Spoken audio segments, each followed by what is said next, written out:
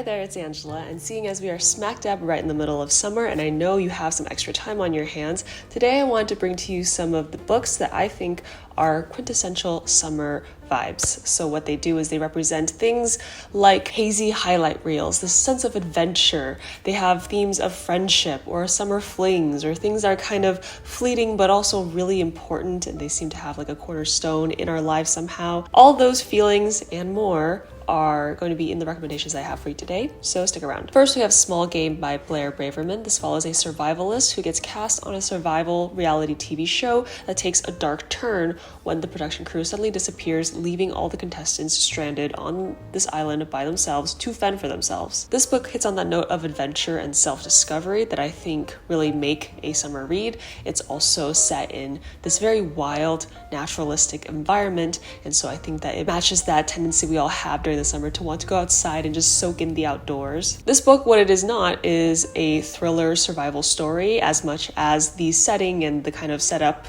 of the story itself suggests. It's definitely more of an exploration into how different types of people react to having to get in touch with the wild and with nature and with their survival instincts. And I think the most interesting part of the book is the ending. It's very controversial. I remember loving most of the book and also having some very lukewarm feelings about the ending, which I know that a lot of people agree with when it comes to Small Game. But for sure, Small Game, it hits on that sense of being in the wild, being close to nature, and having that unexpected survive for your life kind of adventure. Next, we have Honey Girl by Morgan Rogers. This follows a very stereotypical straight A go-getter, high-achieving person who has this one wild night in Vegas, and she ends up getting married to this stranger. This whole wild night has this very impactful, unexpected cause and effect in her current life. It kind of throws her entire life upside down, and she decides that she needs to escape. She ends up escaping to New York City to her new wife's home, and they have this wild romance together as she also reflects and explores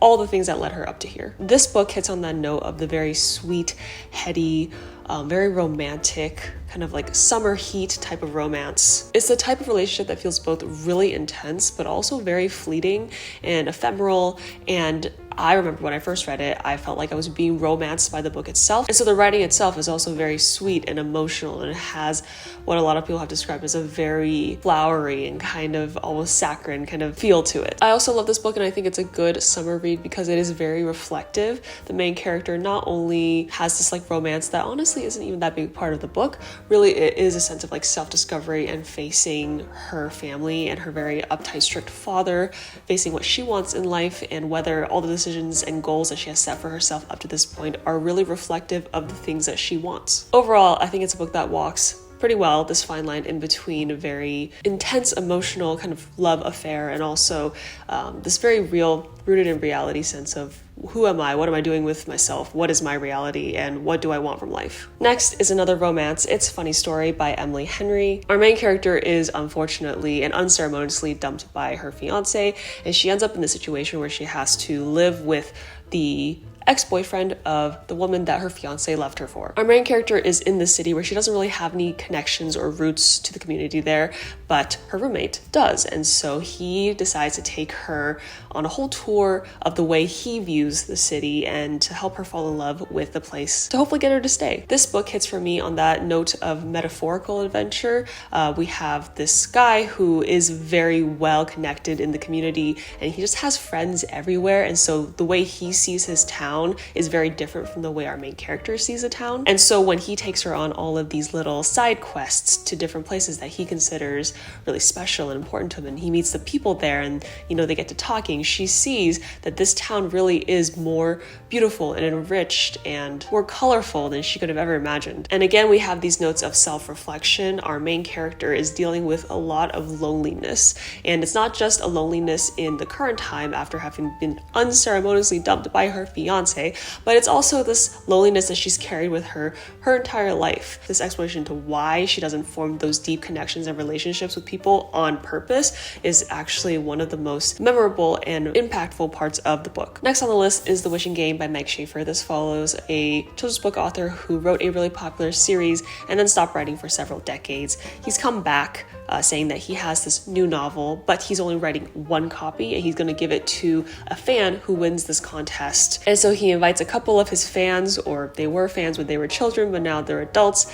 He invites a couple of these people to his home on this island that all his books are set on to compete in this contest. If this plot sounds familiar, it is basically Willy Wonka retold. What I really like about this book is that this has this sense of like very feel-good adventure fairy tale for adults. And I think as I've gotten into adult fiction, I've found that a lot of even the feel-good novels have these themes and events of kind of reality that is less sweet, less happy. And I think that's the point of fiction, is that you can have a really sweet Hallmark movie-esque escape into a world where you don't know it yet, but you just have a feeling that everything will work out. I think it's great if you like a sense of adventure, of kind of a contest, of something that feels good and you know has low stakes. If you like cozy mysteries, I think you should give this a try as well. It's that kind of fun vibes, low stakes. The next book is Other Birds by Sarah Addison Allen. This book follows our main character who, after her mother passes away, she decides to go to her condo to try to live out her last summer before going to college. Because her mother lives in this small closed-off condo, she ends up meeting a lot of the neighbors there who are all very eccentric,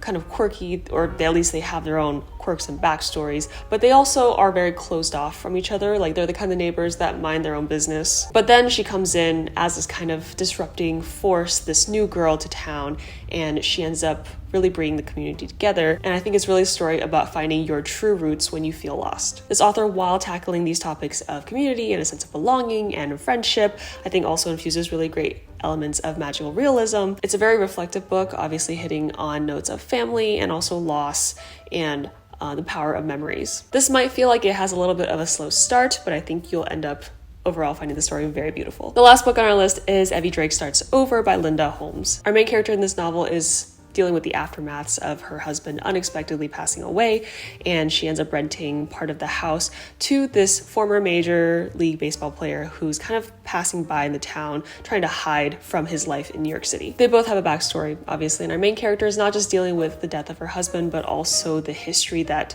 led up to her relationship with her husband. Our hero has come to a situation where he's unexpectedly unable to pitch anymore, and so he's kind of dealing with the loss of not only his career, but also his life, his reputation, while being very much in the spotlight. And they have this agreement that both kind of physically and emotionally insulates them from the harsh effects of the community and the world around them. I love a good small town novel, and I think that is a theme that has run through a lot of the recommendations I've given so far, but that's because I do think that they have a really good sense of like the stereotypical suburbia summer, sun shining, kids out playing, all the neighbors talking, you're at a park and you see like a barbecue grill going. And those are things that I would like to imagine does happen every single summer in this town. Besides a sense of community in the town, I think you also get that the relationship between Evie and this guy almost resembles this like quintessential summer fling, in the sense that this guy is really just passing through. He has this whole other life for him. He doesn't have a start or an end date for when he's going to be here,